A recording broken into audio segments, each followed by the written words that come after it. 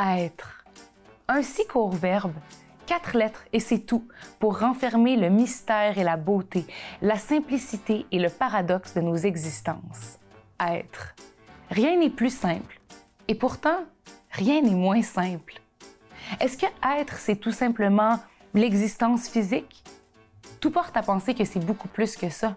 Être, c'est aussi devenir. Deviens qui tu es, comme disaient les Grecs. Pas aussi facile à faire qu'à dire que je leur répondrais. Et si c'est vrai que l'existence précède l'essence, alors où va notre essence après notre existence? Mais finalement, la vraie question, c'est peut-être pas être ou ne pas être, mais plutôt comment faire pour simplement être. Aujourd'hui, je vous invite à venir à la rencontre de quelques-uns des 1001 visages de ma communauté d'êtres vivants.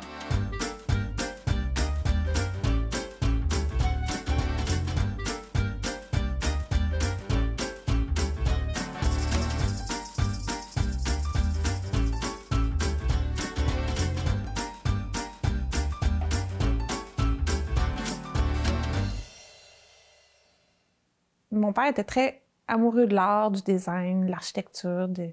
Fait que ça m'a beaucoup donné jeune, l'envie d'être sculpteur. Puis, tu sais, j'allais dans des ateliers au BIC, puis je voyais du monde faire de la poterie. L'odeur de l'argile qui sent un peu pourri, mais ça sent bon en même temps. Tu sais, j'ai toujours été en contact avec ça. Ma collègue Soraïda Caron, c'est une chorégraphe. On voulait vraiment travailler à deux têtes, puis allier nos deux créations, donc la danse et la sculpture. On est allé en résidence créative à Potsdam, en Allemagne. C'est vraiment comme une résidence à deux têtes. Elle, c'est le mouvement. Sa matière première, c'est les humains, c'est la chair, c'est les muscles. Puis moi, ma matière première, c'était de l'argile, de la laine, des objets trouvés de la nature. Puis Soraïda, c'était vraiment la meilleure mentor pour me montrer un peu comment on crée avec le corps. Je m'appelle Ito Laila Lefrançois. Je suis une artiste pluridisciplinaire. Je travaille la sculpture, les matières, les techniques ancestrales et bientôt, je vais utiliser mon corps comme matière principale.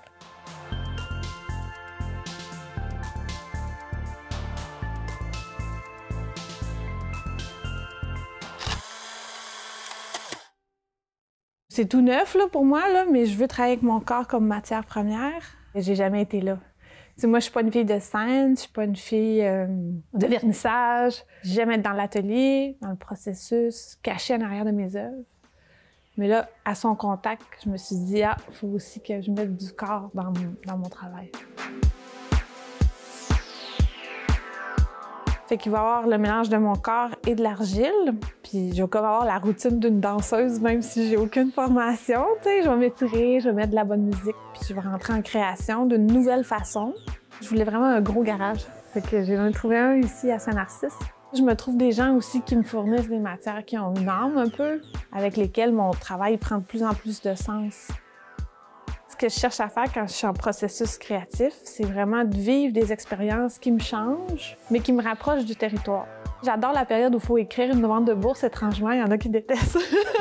Mais moi, j'aime écrire des demandes de bourse parce que je visualise un futur possible qui est comme d'être dehors en extérieur, d'aller faire de la cueillette en forêt, de faire des œuvres qui parlent de la beauté du paysage. C'est comme d'arrêter d'être juste un humain sectionné puis essayer de reconnecter avec son milieu, son territoire, sa spiritualité. Je suis en amour avec la Sainte Vierge, fait que j'ai beaucoup de Sainte Vierge. Puis ça vient vraiment du fait que j'ai une théorie basée sur pas grand-chose qui dit que moi, je la vois comme une poupée russe dans laquelle je pense qu'il y a plein d'archétypes féminins, donc plein de divinités du passé qui sont toutes prises dans la Sainte Vierge. Fait que la Sainte Vierge, je l'aime beaucoup parce que c'est une icône féminine. Elle est belle, elle est reposante. Fait que ça, c'est ça, j'ai une collection. J'ai aussi un mannequin que j'aime beaucoup qui s'appelle Shirley. Elle est flambette en haut de la mezzanine. En ce moment, j'ai une exposition à Montréal. Le titre de l'exposition, c'est La mère amertume. Je suis devenue une mère. J'étais seule, fait que je savais que j'allais être monoparentale. C'est une grosse décision pour un artiste travailleur autonome de garder un enfant dans ces conditions-là, mettons. J'avais vraiment envie d'aller faire comme plonger un peu dans tout mon inconscient, ma mère intérieure, faire le ménage pour voir c'est quoi ça voulait dire pour moi être une maman, comment être un artiste encore. Ce que j'ai adoré de ce processus-là qui se continue, C'est qu'à travers les œuvres, je peux observer le changement que de devenir mère, ça fait dans mon travail. Donc, le travail s'est adouci, il est plus positif. Il est moins en révolte tout le temps, où il souligne moins juste les défauts des humains. Tu sais, avant, c'était vraiment l'incongruité humaine, tout ce qui était comme nos gros travers. Puis là, c'est encore là, c'est plus fort que moi, mais ça a changé. Il y a comme plus d'espoir un peu. C'est très quétaine, mais c'est ça.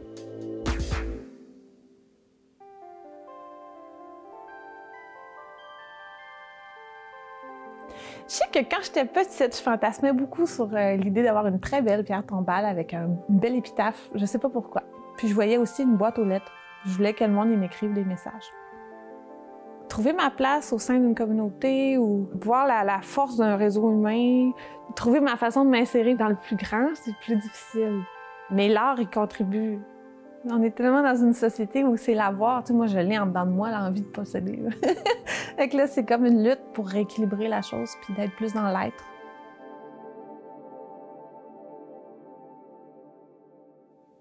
Je suis intervenant pour Partage au masculin, qui est un organisme qui vient en aide aux hommes qui vivent certaines difficultés, comme la rupture, pour améliorer leur façon d'être.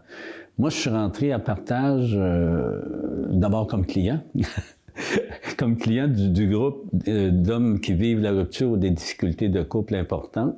Je suis venu ici sur le bout des pieds. Je ressentais ce que tous les hommes ressentent au moment d'aller chercher de l'aide. On ne sait pas tout à fait comment on va se comporter, on ne sait pas si on va être à l'aise, puis des fois on a envie de tourner de bord à la porte. Mais quand on franchit le seuil de la porte et puis qu'on arrive au service, généralement, ça fait toute la différence. Alors, au bout de ma démarche à moi, l'animateur, je pense qu'il restait 2 ou 3 rencontres à faire. Il dit, je pense que tu pourrais animer ça, des rencontres de même, Michel.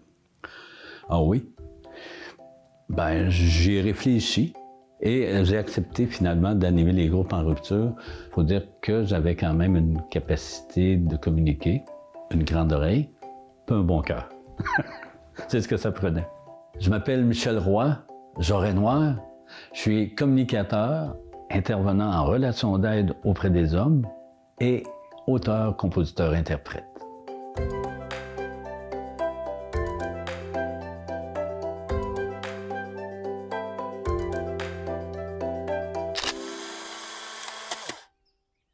Je n'ai pas vécu qu'une, 2 ou 3 ruptures. J'en ai quelques-unes et pas mal.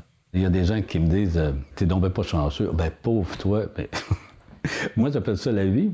Chaque expérience, puis les ruptures en sont toutes, nous amènent beaucoup de connaissances sur soi.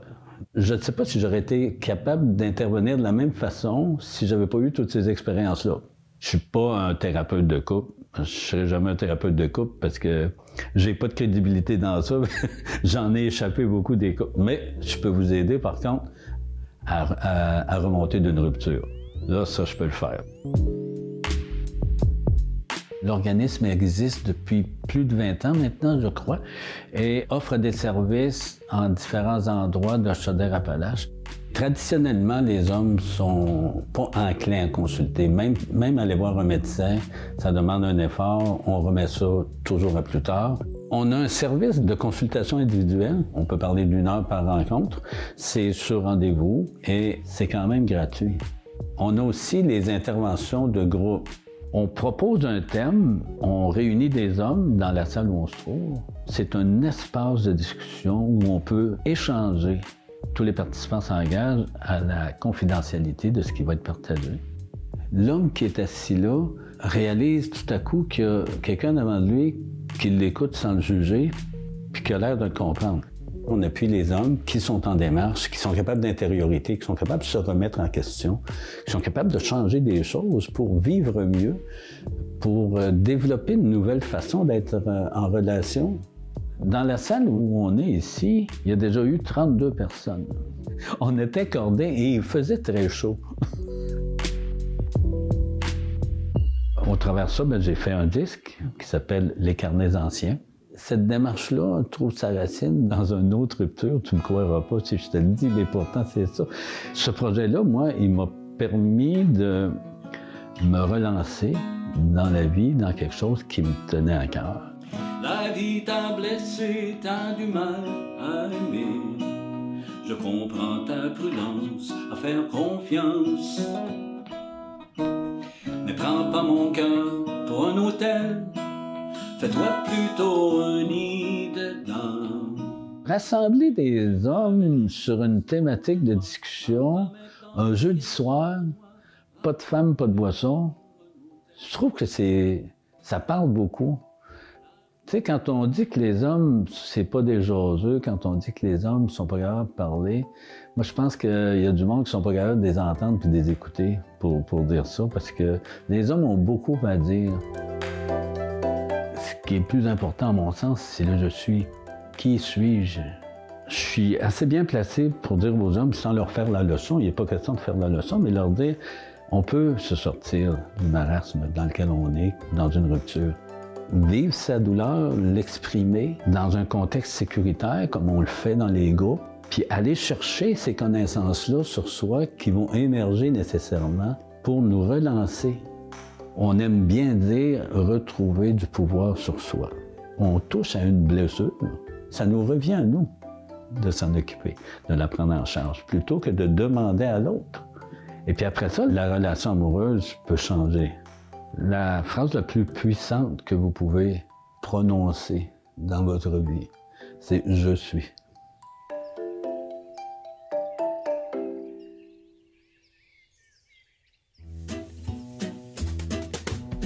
Est-ce que tu rêves d'être quelque chose? J'aimerais bien être avocate, moi.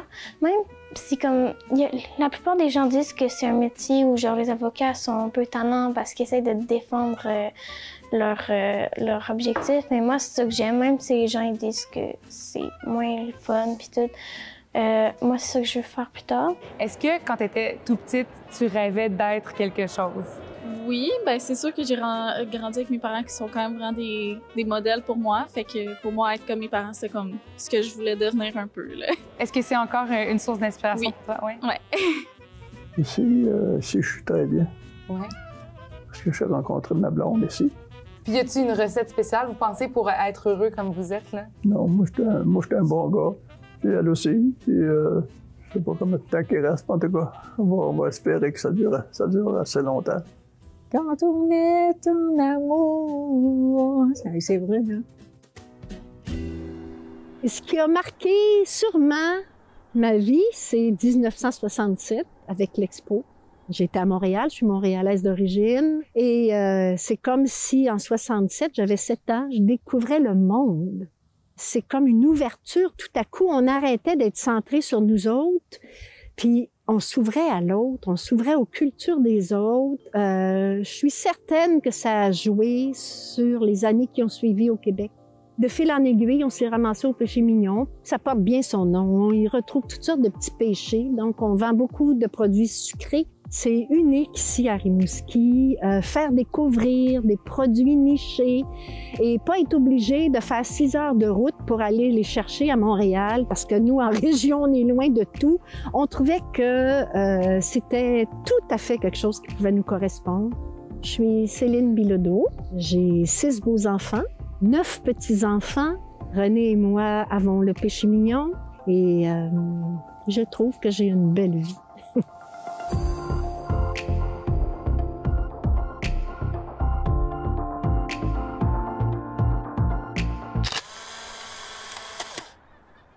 René et moi, ça va faire 30 ans qu'on est ensemble. On s'est mariés la même année que Céline et René, sauf qu'on s'est mariés avant eux. C'est eux qui nous ont copiés.